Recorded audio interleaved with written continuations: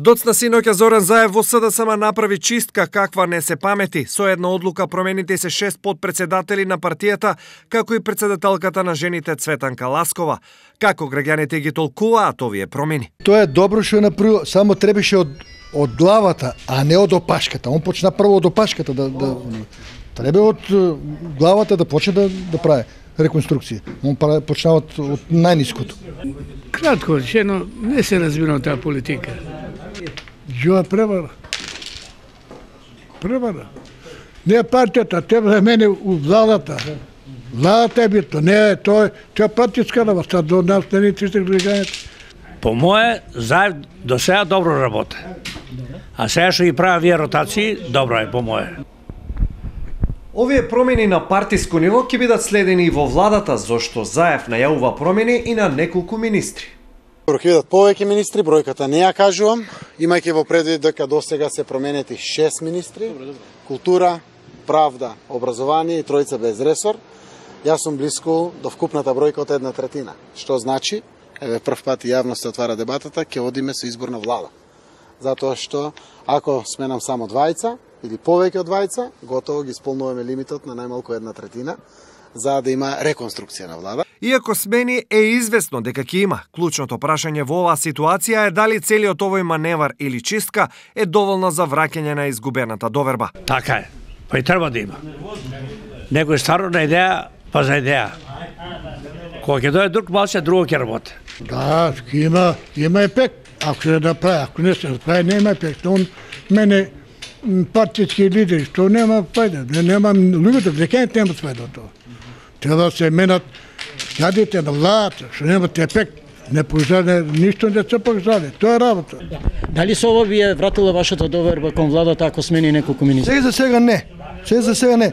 Ако продолжи и други да ги менја, да направи реконструкција може некој, иначе ова не верувам. Овој став на граѓаните веројатно алудира и на нешто друго, односно на следното новинарско прашање. Зборувавте за доблеста на функционерите во партијата кои што доблесно ги прифатиле разрешувањата. Ќе бидете ли вие доблесни и ќе понудите ли вие ваша оставка пред органите на партијата? Ево вака, ако држивме лекција на успешност, овој премиер, оваа влада, оваа владеачка гарнитура тоа го направи. Ги реши сите отворени прашања во државата. Ние сме горди на себе.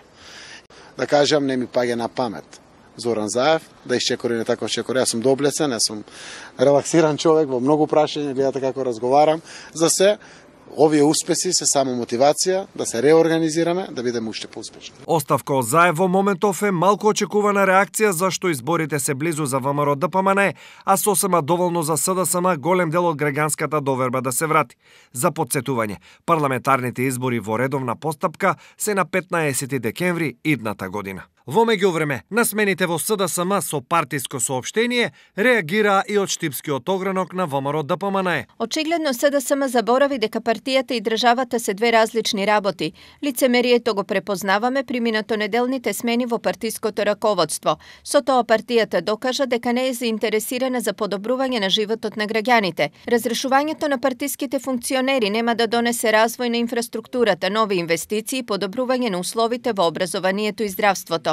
Приказната за промени во највисоките ешелони нема да го намали иселувањето на младите од Штип. Дефокусирањето на јавноста нема да ги реши проблемите на штипјани. Тоа се само маски и лоши фасади кои влијаат на личности, а не на општеството.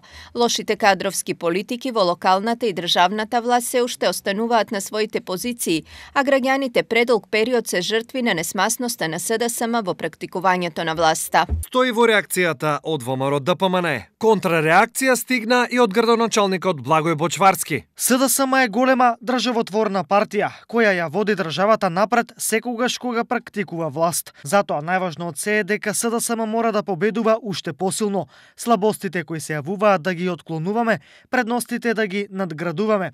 Јас и моите другари во СДСМ се ставивме на располагање на партијата и на председателот кога беше најтешко, кога бевме во опозиција. Да не заборавиме дека целта во 2016 година беше да се победи режимот. И таа цел е остварена, а државата никогаш повеќе нема да биде упропастена и урнисана како што тоа и го направи ВМРО ДПМН. Јас немам дилеми дека ќе продолжам да работам во партијата со цел реализација на програмските одредби, а како градоначалник ќе продолжам напорно да работам за да продолжи растот и развојот кој што Штип за прв пат го доживува. Стои во реакцијата на Бочварски.